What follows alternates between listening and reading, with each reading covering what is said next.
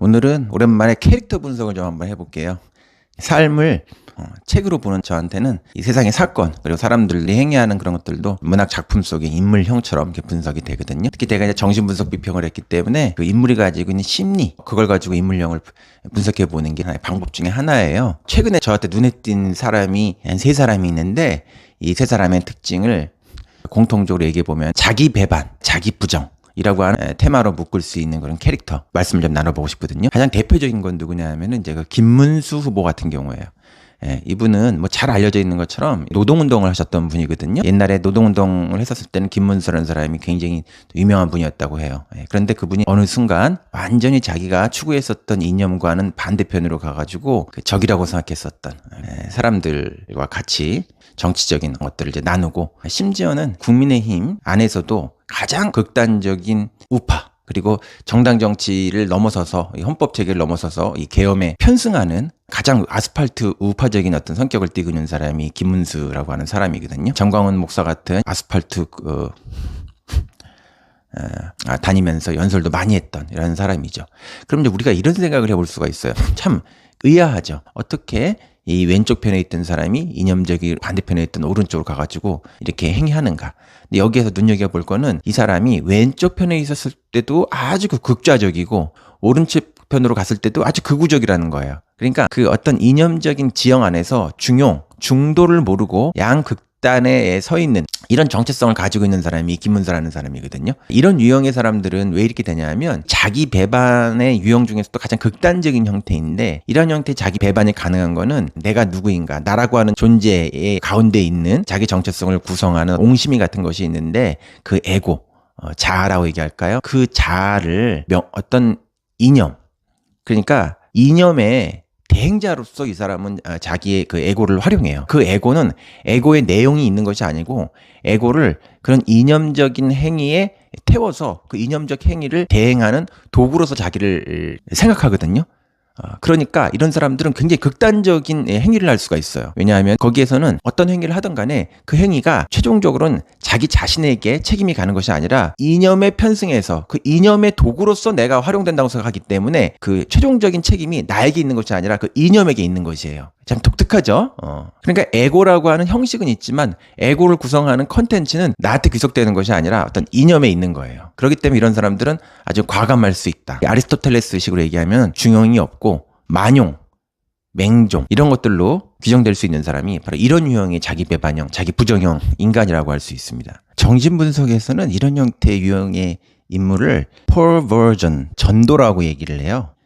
그러니까 전도라는 말은 뒤집혔다는 것이거든요. 뭐가 뒤집혔냐 하면은 주체와 대상의 관계가 뒤집혔다. 내가 에고가 주인이 되는 것이 아니라 내가 마주보고 있는 그 대상. 여기서 이념 같은 것인데 그게 오히려 주인이 돼가지고 나를 먹어버리는 거야. 나를 거기다가 태워버리는 거예요. 그러니까 나는 거기에 대해서 책임감이 없는 거죠. 주체가 책임이 없어요. 그렇기 때문에 더 과격할 수 있는 거예요. 책임을 탕감받을 수 있다고 생각하기 때문에 주체가. 그래서 극단적으로 오갑니다. 두 번째 이런 유형이 있을 수 있어요.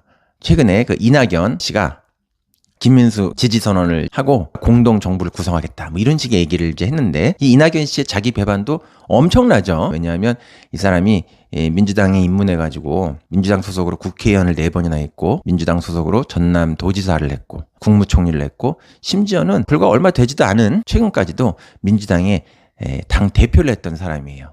그리고 그 사람은 그 아버지 집안 아주 오래된 호남에 뿌리를 둔 민주당 당원인 그런 집안이거든요. 그런데 이런 사람이 그 집안의 오랜 내력 또 자기가 살아왔던 오랜 커리어를 완전히 배반하는 그런 지금 해요.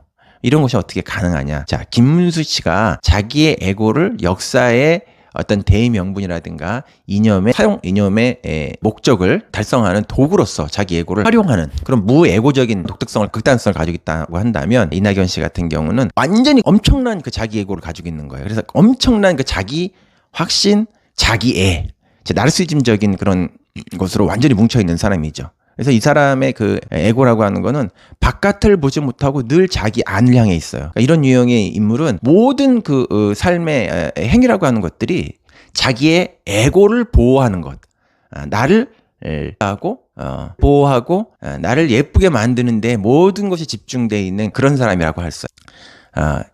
이분이 점잖아 보이고 그다음에 또 나이도 상당히 많이 드신 분이고 그렇게 하지만 실제로 이 사람의 내면은 자라지 못했다. 성장하지 못한 어른의 에고를 가지고 있다고 볼 수 있죠. 왜냐하면 성장한다라고 하는 건 그 에고가 자기 자신만 봐가지고는 이 세상 함께 살 수 없다라고 하는 그런 걸 배워가면서 바깥에 있는 이제 타자, 사회와 절충적이고 타협적인 그런 것을 수용해 가면서 자기 에고를 점점 엷게 만들어가는 사회와 자기 사이에서 균형을 찾아가는 과정, 이게 바로 성장의 과정이라고 할 수 있는데, 이분은 겉으로 보여지는 면하고는 좀 달리 이 속이 하나도 성장하지 못한 그런 사람이라고 할 수 있어요. 완전히 자기에 둘러싸여 있는 인간, 에고 과잉, 나르시즘적인 인간이라고 얘기할 수 있죠. 내가 완전히 그 세상의 중심이 돼야 되기 때문에 내가 돋보이지 않게 되는 그런 일에는 이 사람이 협력하지 않아요.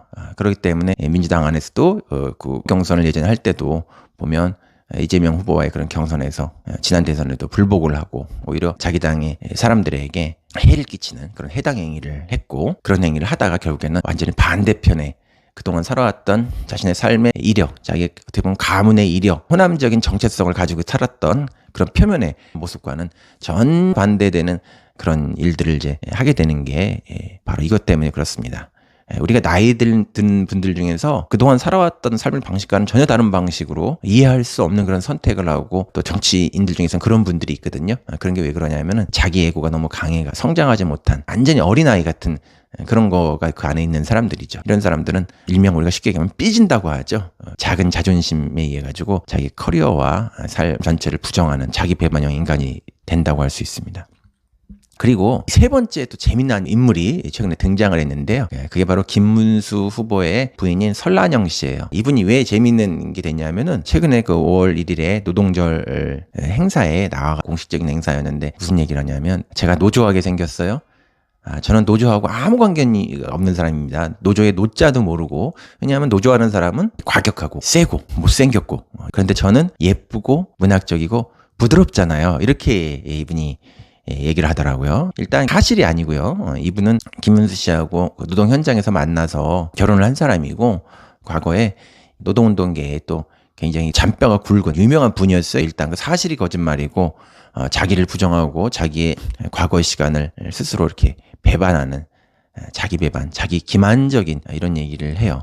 근데 이분이 이 얘기를 하는 화법을 보게 되면은 굉장히 외모적인 것을 가지고 얘기를 많이 하죠. 노조라는 사람들은 기본적으로 못생겼다, 과격하고 세고 못생겼다, 또 외모, 표면적인 방식으로 얘기를 하고, 그런데 그에 비해서 나는 예쁘고 문학적이고 부드럽다라고 하는 그런 외모지향, 외향적인 걸 가지고 차별점을 이제 부각을 하면서 자기 기만적인 이런 얘기를 하거든요. 심리적으로 이런 유형의 인물은 굉장히 그 과잉된 얘기를 하잖아요. 그분의 외모를 보면은 그런 정도로 이분이 뭐 젊은 분도 아니고 그걸 그렇게 강조해서 얘기할 수 있을 정도의 사람이라고 할 수는 없죠. 연예인처럼 생긴 것도 아니고 그냥 보통 사람인데, 그렇게 상대를 외모 폄하적인 것으로 얘기하고 자기의 외모를 부각한다라고 하는 거는 엄청난 열등감이 그 안에 있다는 거예요.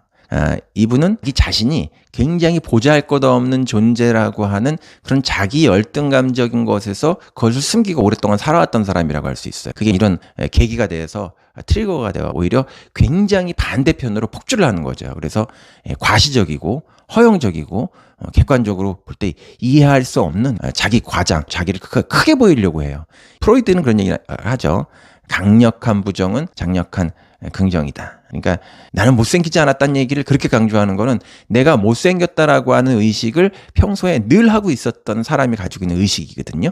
그리고 유감스러운 게, 이분이 나는 예쁘고 부드럽고 그러면서 문학적이라는 얘기를 하는데, 인간 존재의 아름다움에 대한 인식 자체도 그 일천하고 피상적이가 이를 데 없을 뿐만 아니라, 이분이 문학에 대해서 문학을 이렇게 이해하는구나를 보고 참 놀랍니다. 문학이라고 하는 거는 이 세상이 가지고 있는 편견, 이데올로기를 넘어서서 존재 자체를 그대로 인정하고 수용하는 진실의 눈이기도 하고 포용성이기도 하고 또 근원적인 공존성에 대해서 생각해 보는 게 바로 이 문학이라고 할 수 있는데요. 이분은 문학에 대해서 완전히 잘못 알고 있을 뿐만 아니라 문학을 거꾸로 이해하고 있다. 이분이 가지고 있는 교양 수준에 대해서 참 놀랍다고 얘기할 수 있고, 하나같이 이런 성장하지 못한 사람들을 보게 되면 책을 읽지 않는 것 같아요. 17살, 8살 때 읽었었던 그런 교과서에 나오는 그런 정도 수준의 책을 보고 대학을 가고, 그런 존재의 인식 수준이 완전히 머물러 있는 상태 속에서 사회생활을 하고 정치 투쟁도 하고, 이런 결과가 오늘과 같은 나이 들어서 지혜도 없고 그 경험을 존중할 만한 없는 그런 모습을 보여주는 것 같습니다.